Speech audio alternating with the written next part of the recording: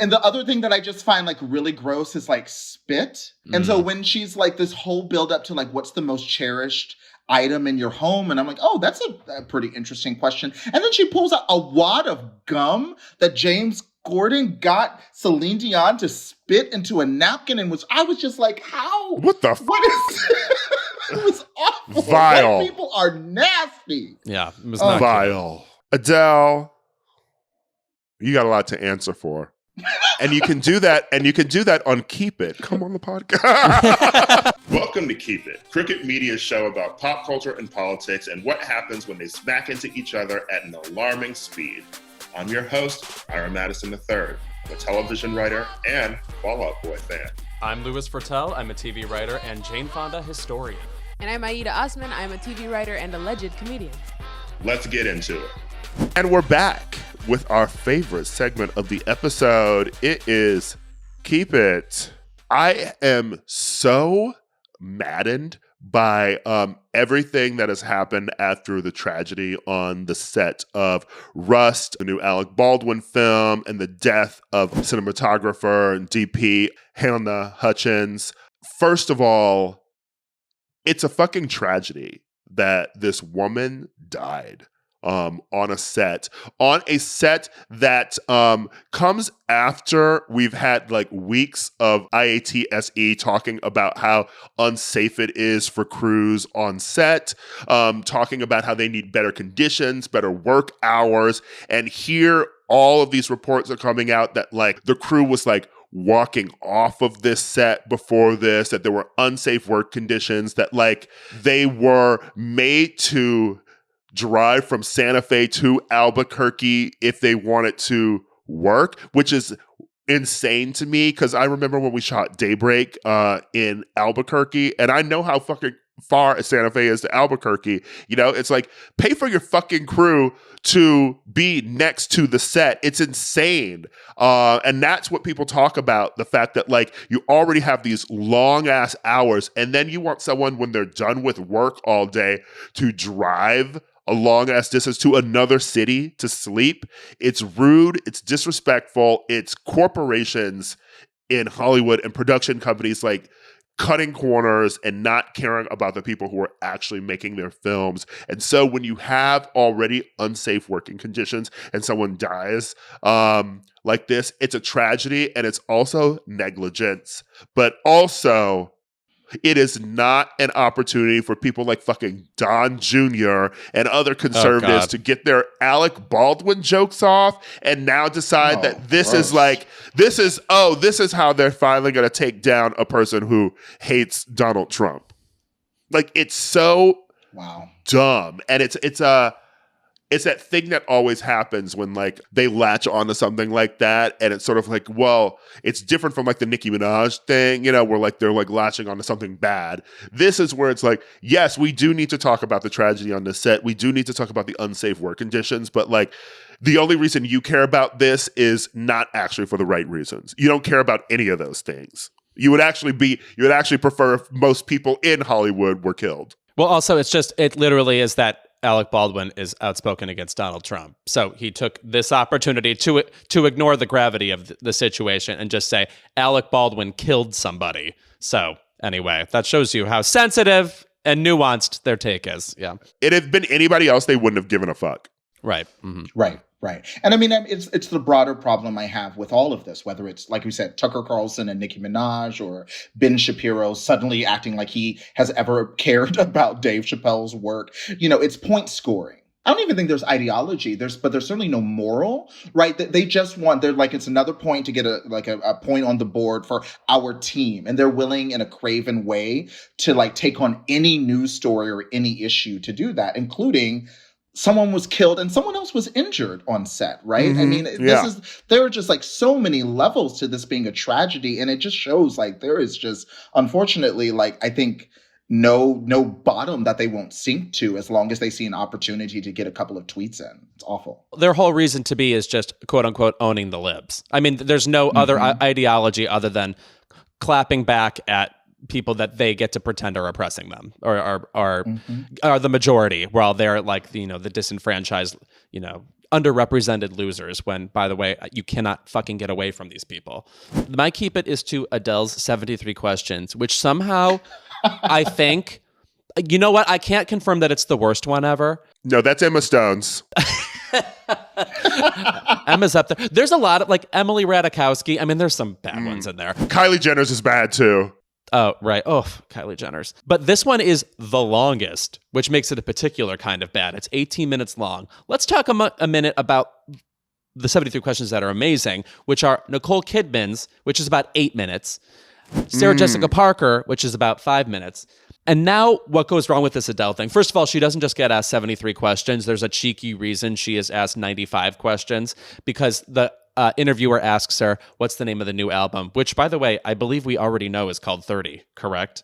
Yeah. Okay, yeah. So they must have filmed this a while ago. It turns out if you add all of her album numbers together, they get to 95, and that's what people figured out in the comments. Anyway, well, because of that fun little cryptogram, we have Adele sitting down and answering the most boring fucking questions for 18 minutes. It's way too related to her current project. There's way too many boring questions about, like, I don't know, putting the music together, and she is not entertained. This is the thing about 73 Questions. It is secretly a showcase of who's a really good actor because they act like the questions are new. They act like they just came up with them on the spot, and they have to be thrilled to answer these questions as they choreograph a very strictly arranged blocking schedule that these things go on. And Nicole Kidman is the master of it. She's like going through a house, introducing animals, showing us beautiful rooms, desks, singing Keith Urban songs. Woof. Shout out to Victoria Beckham's, though, because the choreography in that is beautiful. She's getting dresses. She's giving up to salespeople. She's turning around. What's the one thing in the world you would get rid of? 8. Right. Damn. And you know what? It happened. No, anyway. She did it. I think what's especially disconcerting is that Adele is, I think, we think of somebody as one of our more entertaining celebrities. Like, she's really funny, seems to be genuinely self-deprecating as opposed to that awful strain of pizza is my boyfriend that runs all over Twitter. Like, she's just actually has a cool British sense of self-deprecation. And she just seems so fucking bored. And she says too many things about how the lyrics on this new album are her favorite lyrics. You can't even prove that. Stop it. I don't even believe it. So she just unfortunately was boring. And kind of like her new single, which when I hear that 80s remix of it that has gotten around, I realize that what I don't like about the new Adele single is the production. The song is good. I wish it had some, like a rhythm to it or something. I was very bored by this as well. It was a Gawker piece about how, like, 73 Questions, the institution is just sort of crumbling in general because, yeah, like I mentioned that Victoria Beckham moment, which is we watch 73 Questions with our friends because they're fun. You're not watching it because they turn into interviews where you're just like asking someone about their project. Who cares? Yeah. We're watching it because we know the album is coming out. We don't need they don't mention any like of the current movies or whatever that Nicole Kidman's working on in hers. No. You know, it's not like what's it like on set. You know, it's just very inane questions. Yeah. I mean, Sarah Jessica Parker, I loved hers because again, it's like what I realize is like you don't watch 73 Questions for the answers. It's almost for the movement. I mean, it's almost. I think you said it is a dance. I don't know how they do it. It looks really complicated, but like Sarah Jessica Parker's was incredible. Tracy Ellis Ross's, hers is one of my favorite ones. Yeah, yeah, she's so game for it. Yeah. Donatella Versace saying her favorite film is The Shape of Water. Just baffling. Clearly the movie she saw most recently. Who would you like to have lunch with? Michelle Obama. And who would you like to have dinner with? That would be Barack Obama. I also have another keep it to Adele because we always thought she was the down-ass cool chick. It was a little, waving a little with the Bantu knots. But girl, she let me down when she was asked to rank her favorite Beyonce albums in order. She said Sasha Fierce #1, Jail. And that, like, she has never revealed herself 4 to be is right there. A basic white woman more. Calling only white women love I Am Sasha Fierce, the basic kind. It is a bad album. It's actually unequivocally Beyonce's worst. I cannot entertain anyone saying that that's their favorite Beyonce album. Have you listened to the rest of it? Okay. That unnecessary Ave Maria. Also, that Beyonce self-titled didn't make it into the top 3 felt, I'll say it, pointed. I was shocked. I was genuinely shocked when she did mention that. The one time where I was like most frustrated with 73 Questions was when, so I hate James Corden. I hate him. I hate, it's not even to keep it. It's like, I hate you. I hate you. Saeed, I'm sorry. This is a pro James Corden podcast. That I hate both of you bitches too. The other thing that I just find like really gross is like spit. And so when she's like this whole build up to like, what's the most cherished item in your home? And I'm like, oh, that's a pretty interesting question. And then she pulls out a wad of gum that James Corden got Celine Dion to spit into a napkin and I was just like, how? What the fuck? It was awful. Vile. White people are nasty. Yeah, it was not vile. Adele, you got a lot to answer for. And you can do that, on Keep It. Come on the podcast. after we just we'll dragged take it all her. back. Yeah. After she just dragged her.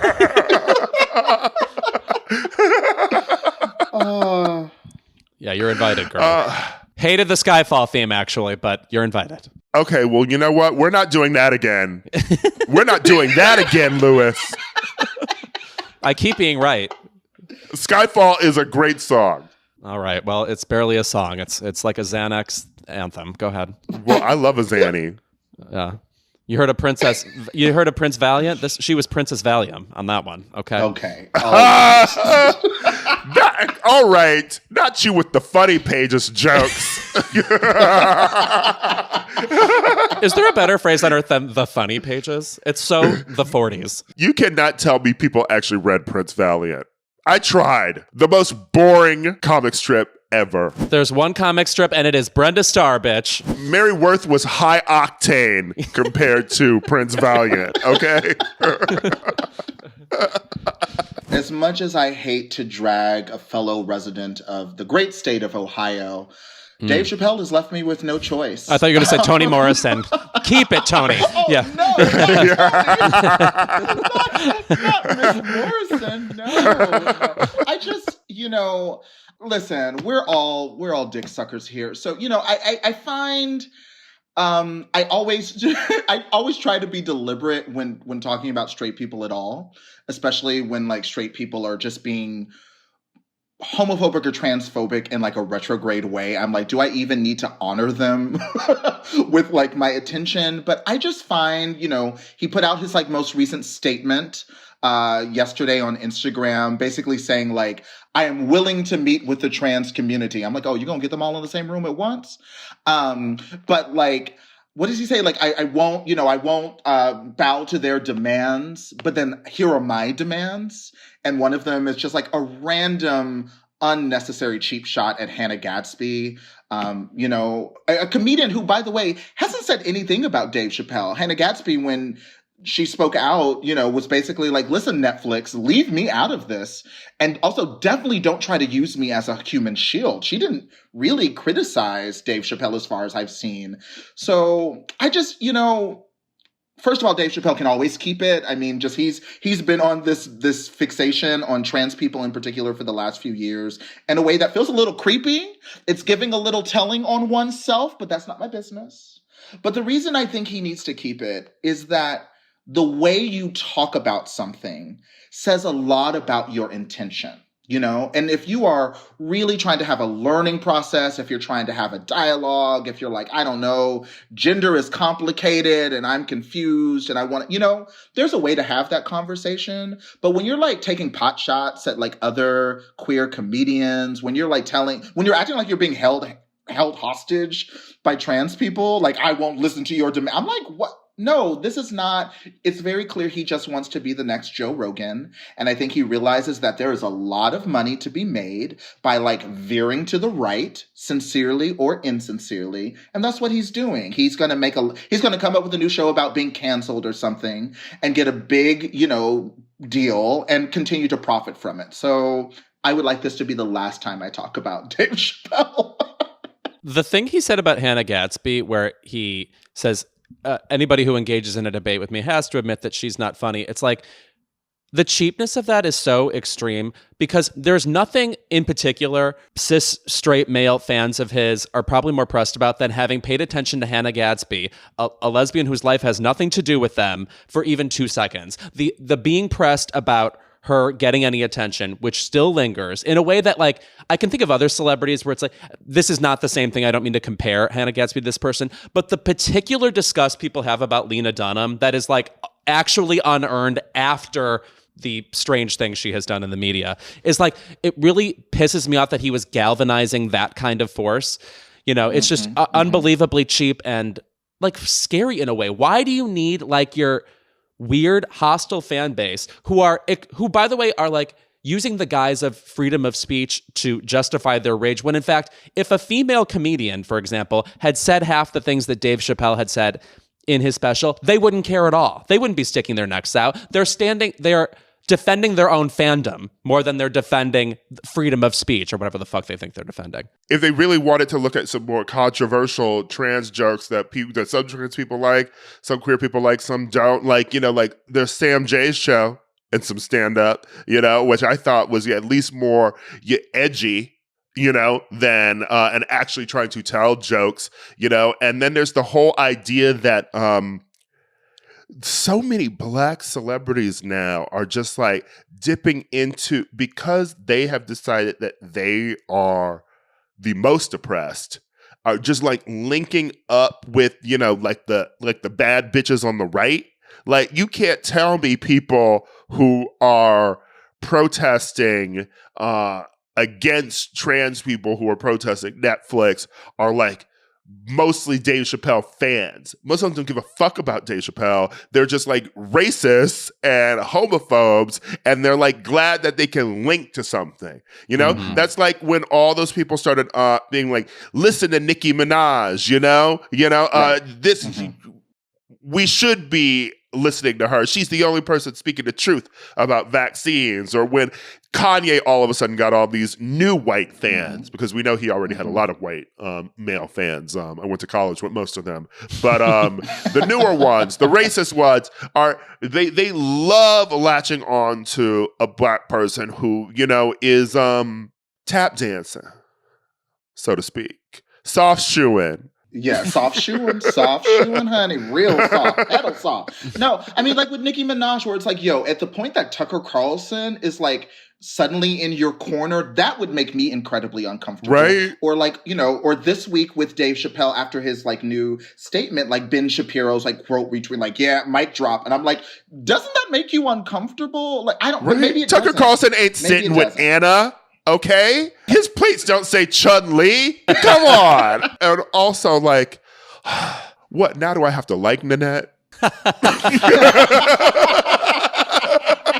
I do like Nanette. Do I have to like it in opposition?